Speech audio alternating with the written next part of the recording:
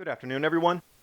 Polar Ocean Challenge just returning to the UK, circumnavigating the Arctic.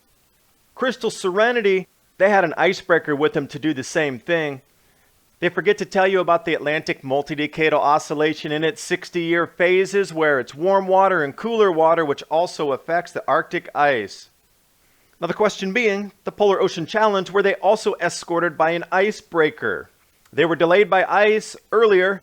And then Ben, one of the crew members, says there's ice hundreds of miles as far as you can see. And when they ask if they're being accompanied by an icebreaker through the Northeast Passage, no reply. Graphic of the ice they would have to traverse on their route. Satellite image, that is dense ice. I don't think a sailboat's going to go through there. Red circle, anywhere that's not white, is between 1 and 6 feet thick. And all this yapping on about the Arctic being ice-free. Let's go back to 1963. 1959 as well.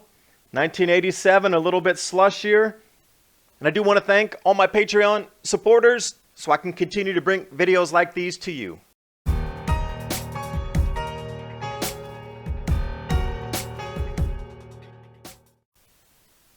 World headlines for the entire summer. The Polar Ocean Challenge voyage to highlight the lack of ice in the Arctic due to global warming.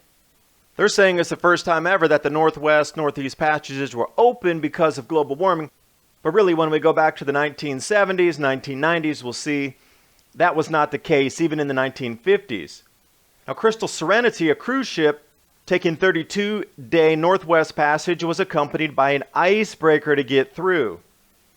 Now, when we keep hearing about the North Pole becoming a lake, 2013 headline, let's jump back to 1960s. 1962, U.S. submarines surfacing in a lake in the North Pole.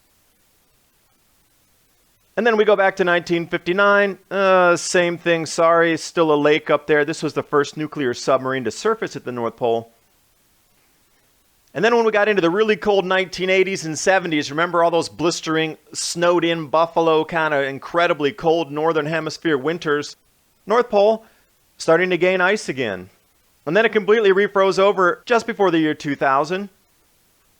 Now the race for Arctic domination, I've linked this PDF below, which blows up into giant 5,000 by 7,000 resolution so you can see everywhere there's natural resources and how many times they've been through these passages before listed. Chinese have been up there at least 6 times, running the same routes that are now supposedly open for the first time. Go back to 1957, even a year prior to the full melted North Pole, they still had icebreakers running through the Northwest Passage. Conveniently left out of any kind of climate models are the Atlantic Multidecadal Oscillation effects on North Pole ice. It's a 60-year cycle. When it gets warm, where the blue arrows are, we get warmer waters which circulate into the Arctic region, which result in lower ice concentration, lower ice cover. But as you can see, as it dips into the troughs there, we get increased ice cover. It's a natural cycle. Interestingly, though, the modulation of the Northern Hemisphere temperatures follow this exactly. So as the AMO dips into its cool phase right now, what do you think is going to happen to our Northern Hemisphere temperatures? And also look for a gigantic increase in ice over the polar regions coming up from now on. It's not going to melt as much. It's actually going to reverse itself and start increasing in ice, and they're going to have to try to explain that away. Good luck. Back to the Crystal Serenity, it was accompanied by the RSS Shackleton and 2 helicopters to look for openings in the ice. Now, if it was a completely ice-free passage, they wouldn't need icebreakers with it to help it get through. Which makes me instantly just come back to the Polar Ocean Challenge when they were delayed for 4 to 6 weeks, and then crew member logs are talking about ice as far as you can see. Icebergs touching bottom, drifting into ice, more bloody ice. And you wonder, how can a sailboat get through that much ice? So the commonsensical question would be, is this sailboat being accompanied by an icebreaker? But no messages ever came back. But their crew members are talking about heading directly into hundreds of miles of ice. So let's take a look at what they were talking about. I'll let you judge the information and make your own choice. heading into hundreds of miles of ice which was not melting back in July. This is the graphic where the red circle is the ice they were going to encounter around this passage here. Purple is 1 foot thick, the blue is about 3 feet thick, and the green is 6 feet thick. And that aqua is probably in the 4.5 to 5 foot range. Satellite imagery here of the exact area, that's how much ice was there. Now you, please, use your common sense, and can a sailboat get through this without its hull crushed, without an icebreaker escorting it? And even when we come into August, a full month later, you see that passage was still blocked. So how did they get through there? And again, another interesting thing, the north about, once it got around 78 degrees, all the ice charts disappeared from their site. How interesting is that? Their proposed route, they had to actually stop from Murmansk for a while because there was so much ice up there. Graphic here of the dark red showing the ice they weren't expecting. This is an image even 3 days after that, and you can still see there's just so much ice up there, it's nearly impenetrable for a sailboat.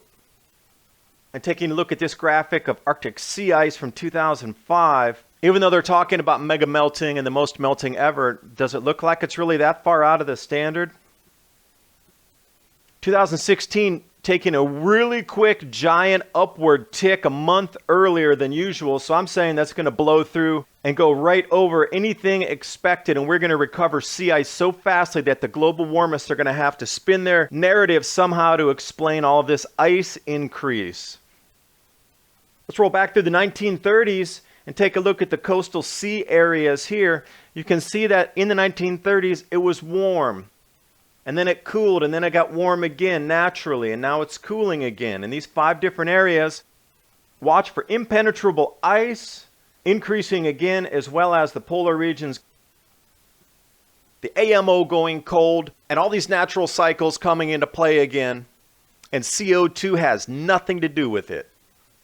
1930s in some areas, back to 1880s in other areas, and you can see that there's an up and down temperature trend. It's not linear. Let's take a look at longer term Arctic temperatures. This comes from GISS database.